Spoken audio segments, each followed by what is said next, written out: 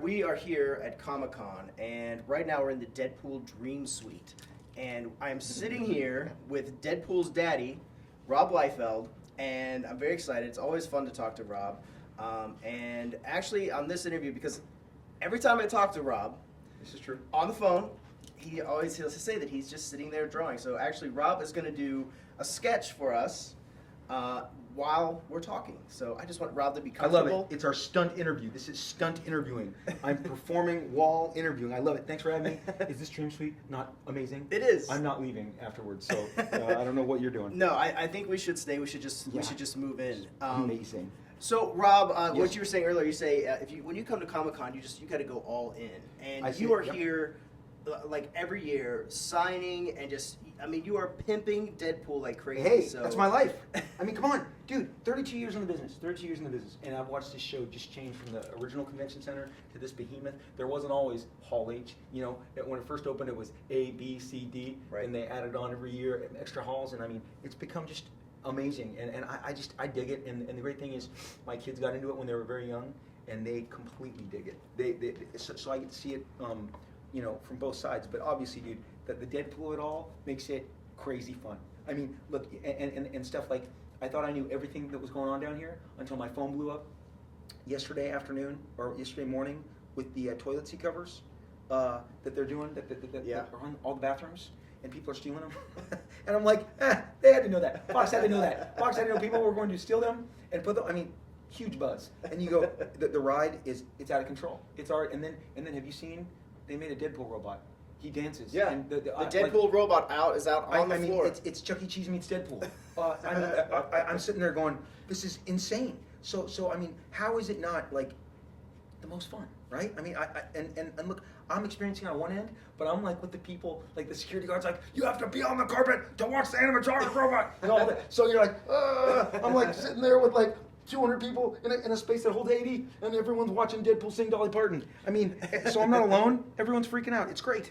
So let me ask you this: when you walk out on the floor, because you've become a very recognizable person in, not just in the industry itself, but now like connected to the film, and do you get swamped walking around the Comic-Con floor? Like, did people like recognize you and run over to you? More so, you know, look, I blame Ryan Reynolds. It's 100% him. It's 100% him. Deadpool was super duper popular before the film. I tell people, since he hit huge, Marvel will tell you this, he sold a ton of comics, had, you know, not every character can carry 4 series a month, I mean, 1 a week, blah, blah, blah. But I've told this to everybody, and Ryan himself, global, worldwide phenomenon was not something I had experienced until he put on the suit and became Deadpool. And now, you know, did 75-year-old ladies, lovely 75-year-old ladies, pull me aside and say, I just want to tell you how much I love Deadpool. Can I get a picture? I'm like, okay, totally weird, but awesome, right? And I'm like, is that because of the B. Arthur, the Golden Girls? No, I mean, they love it. They love it. So no, look, yeah, there's definitely more recognizability, but I mean, that is the power of two giant hit films. I mean, those movies are massive hits around the world. And again, like I said, that's Ryan and the crew. I mean, 2 movies. Paul, I'm going to tell you something right now. I've told everybody, I was sweating Deadpool 2 like you wouldn't believe. Because Deadpool 2, 1 was so great, right? Yeah. And Paul, it's a lot to live up to. It really is. It is. And so, you know, the thing is, Ryan is super talented. And if Deadpool 2 had failed, he's going to work the rest of his life. You know, he's super talented. He's really ridiculously accomplished. But if Deadpool 2 fails, you know, this industry would say that was a fluke. Deadpool was just a fluke. Yeah. Everyone's so dismissive. To land the plane twice, to stick the landing, is very difficult. And the fact that they have is nothing short of phenomenal. When I was on the set for the second movie, and I would be walking around like, oh my god, looks like crap. Josh looks so awesome as Cable. I can't get out on him right now. And, oh my gosh, Zazie is so amazing as Domino. And of course, you know, Ryan's doing his thing, and David Leitch is, you know, doing these tremendous set pieces. And at that point, I knew, it's good. We're good. Just can we get the movie out fast? Because I knew people would love it. I mean, it's such a great follow up. But I mean, look, that is what you're saying is that's a result of making such a gigantic movie that just connects with people. And the weird thing is, like I said, Deadpool has a really large demographic. Part of it is because it's the R rating that makes it more adult. But you know, it already has kids. You know how many kids have told me, oh, my parents won't let me see it. But I'm like, hey kids, come to my hotel room. Deadpool 2 is on demand. Like I'm turning on the TV yesterday. I'm like, oh, there's Deadpool 2. You know, I mean, it's now in your hotel room, kids. So maybe tell mom and dad to go to the hotel and they go to the pool and you watch Deadpool 2. My 8-year-old, there's no way. I mean, I'd ask anybody. I was like, you tell him he can't go see it. See what happens. That's right. I mean, there was no way he was going to miss it. I mean, and he loved it. He loved the first one too. And it's, but you know, I think for Deadpool, like in terms of like the graphicness and all that other stuff. Sure. The thing is, it's really not anywhere near as bad as what you would get in a video game. You know, when you have kids playing video games, it's their culture. So no, look, here's the deal. The thing is, you know how many people stand in my like when I do all these shows, and the dads come up with the 3 kids, and if I had a dime for every time, oh Rob, you know, I hope you don't mind. Why would I don't care. Okay, first of all, I wouldn't mind, but you know, I took the kids. 9, 8, they love it. They love it. I'm like, dude, I get it. Paul, here's the deal. Wait, don't tell it. That's right. But when you and I grew up, every movie was R. Everything Schwarzenegger starred in was R. Terminator, Predator, everything Bruce my Willis. grandparents took me to see RoboCop. Yeah, my that's grandparents. It. Every entertainment when we were kids was all R-rated. Die Hard, 1, 2, 3, 4, 5. I mean, they're all R. You know, like you said, Terminator, RoboCop, all the stuff that we grew up with was all. If Schwarzenegger, Stallone, all the stars of that age were in it, it was R-rated. PG-13 is this family film, family friendly thing, and I think honestly it's why Deadpool it appeals because it's a different flavor. It's a flavor you don't get anywhere else. It's completely unique to the franchise. Yeah, I mean, it goes against the grain, and everything is PG-13 now. Like, I mean, every single thing. Yes. And actually, we were talking about this on our podcast before, was that, you know, like The Rock has like all these movies come out. We love The Rock, but it's like, they're all like PG-13, and they're all like, dare I say, a little bit safe. Right. Whereas you get something like Deadpool that can actually take some risks and kind of get out there and do the things and go against the grain of like what all the other superhero films are doing. So you won't get an argument from me. I mean, I could not be obviously happier. The character's always been, you know, on the edge, and the R rating is just perfect. It fits the material, it fits the humor, it helps it stand out. So here at Comic-Con, they're debuting the ultimate cut, the super duper cut. Yes. What do you know about that? Have you seen any of it? Okay, so check this out. When David Leitch, the director of Deadpool 2, was kind enough to show me the original film back in like February. So I'm watching the film with David Leitch, and I'm just geeking out, and I love it, and I think this movie is perfect. But in my mind, I'm like, it's missing this, and this. So I said to him, I said, David, what happened to the bathhouse scene?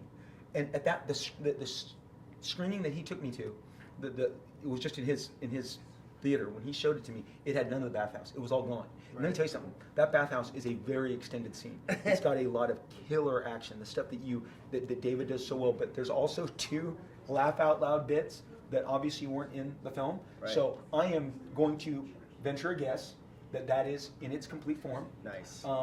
And because David said, I think we're going to find a place for it. He told me. He goes, we liked the way the film ran at a certain, it feels like the pace is a certain way. And that's the thing I love about both Deadpool films.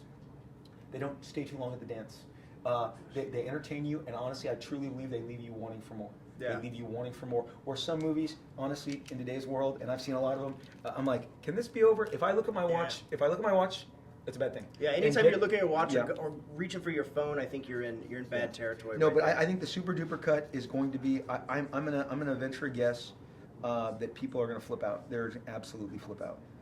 So we actually talked about Deadpool here before it came out. Yes. And we were kind of theorizing where it was going to go, and obviously it was huge. Deadpool 2 is now huge. Yeah.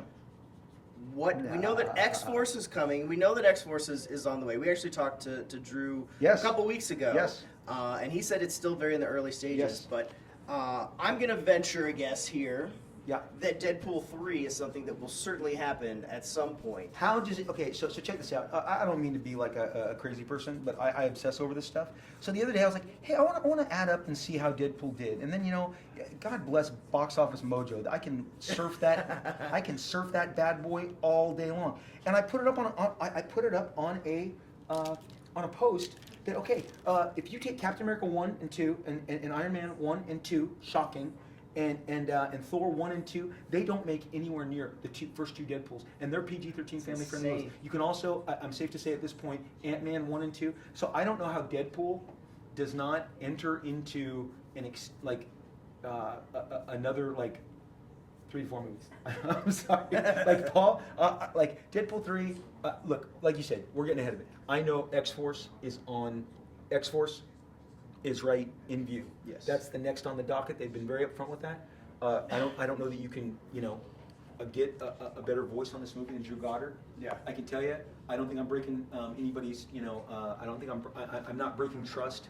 I was hanging out with Mr. Josh Brolin late spring, right before Deadpool 2 came out, and he told me how much he loves playing Cable, just loves, and then he said, Rob, Drew Goddard has some great stuff cooked up. I really like where my character goes and what I'm doing and the stuff we're talking about. And this is Josh Brolin of 100 Roles. Yeah. The guy is accomplished, has been acting for his whole life, and he was very excited about X-Force. And here's the thing: I don't cross that lexicon. I then don't dig. He's told me all he can. Yeah. Sorry to the fans who go, but Rob, what else? No, I respect tell us that. everything. He told me he's excited. Having created Cable, I kind of know the material, so I know maybe what they'll grab from. So I know that there's really great stuff to pull from. But I think more. I'm going to tell you that the revelation of Deadpool 2 for me, I loved her when she was cast, but the absolute revelation was Zazie Beetz. She steals the movie. She steals the movie. I think Ryan and Josh will both tell you she steals the movie. And so I think getting more of Domino, of Zazie as Domino, is going to just thrill audiences because I think she blew people away. She's fantastic. The chemistry of the cast. I'm going to tell you, Paul, I get goosebumps. Yes, I'm a nerd. I create all these characters, but I sit there and I get kind of verklempt at the end when Pat Benatar plays and they're all walking towards you, the team, the hero shot. I'm like, yeah, they're together. This is X-Force. This is awesome. So and look, everybody. People have been generous. I have been to Virginia. I have been to Orlando. I have been to I have been to Dallas. I've been to Calgary. I have done the convention circuit. I've been to Vegas since Deadpool opened. Everybody leads with, Rob, Deadpool 2 is better. I liked it better than 1. I liked it better than 1. I can't believe how much more I like that's, and fans. Yeah. If they don't like it, they enjoy informing you. They'll let you know. Yeah, they'll let me. So it was just great to experience how much people have really enjoyed.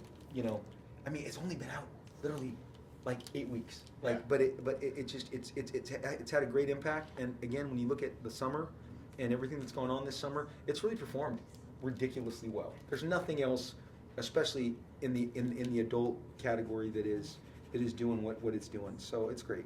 So for characters that you've created that still haven't made their way yet. Yeah. I'm personally curious. Yes. Are we gonna see Stryfe?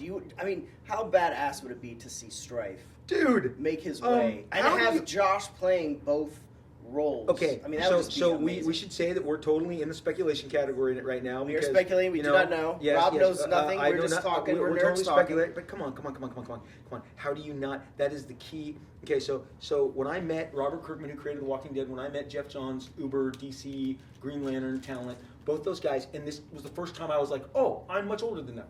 They would tell me 10 years ago, 12 years ago, Rob, at New Mutants 100, the last page, dude, that my childhood, I dropped the comic at the store, and I'm like, oh my gosh, both guys. It's a huge moment. Terrific authors of our time are like, Rob, when you did that in New Mutants 100, and this pertains to Cable and Stryfe, I was like, awesome, because I knew at the time, even my editors were like, why didn't you tell us about this? I'm like, I got to keep some stuff. I was very competitive. I don't think anybody could have called that though. Dude, and I knew it from the day Stryfe. So we're. I'm with you. How do you not maximize that on film? Because again, that sets. Look, no one's doing that in that space. There's nothing over in the Marvel space, the Marvel Disney space that has that character arc.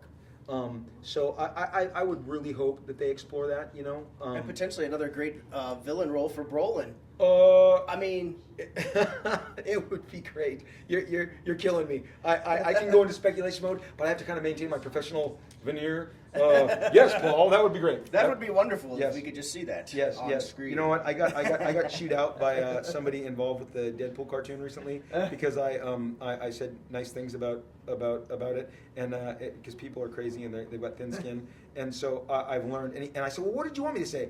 And he said, you should have just said, I don't know. I don't know. And I'm like, so now we're speculating, and I'm going to say, I don't know. I don't know. I don't know. Paul? Rob doesn't know Yep, officially. yep. That is the official breakdown. No, Rob does not but know. the role is there to chew on. Yeah, yeah. If I they mean, choose to even go just that pure way. speculation, to have Brolin playing both Cable and Yep. Stryfe, good guy and villain at the same time, would Yep. just be badass. I don't know why you hire him otherwise, but that's my 2 cents. Awesome.